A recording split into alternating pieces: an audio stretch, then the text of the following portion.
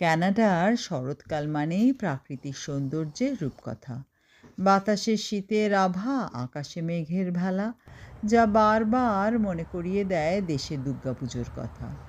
বাঁশ দিয়ে তৈরি প্যান্ডেল সেজে ওঠে রঙিন কাপড়ে ও টুনি লাইটের ঝলকানিতে। তার রূপ ও মান বাড়ে মা দুর্গা ও তার সন্তানদের অবস্থানে। পুজোর প্রাক্কালে চলে ক্রেতা বিক্রেতাদের ব্যস্ততা। সাথে চোখে পড়ে যখন অফারের পোস্টারটা, সবাই মিলে মেতে ওঠে সাজো সাজো রবে আবাল বৃদ্ধ বনিতা। তারপর চলে ঠাকুর দেখা ও সাজগোজের পরিকল্পনা। ষষ্ঠী থেকে নবমী নতুন কাপড়ে সাজে সবাই।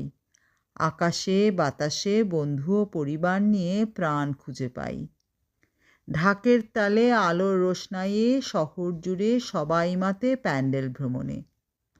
রঙিন আলোর প্রেক্ষাপটে ৮ থেকে ৮০ সবাই সেলফি তোলে। দিনের শেষে ফুচকা, রোল অথবা বিরিয়ানিতে সবার পেটটি ভরে। হঠাৎ করে দশমী আসে। মা ফেরেন কৈলাসেতে। মন ভরে যায় আবেগ ও নীরব ব্যথাতে। আজ আমি প্রায় অস্তগামীর পথে।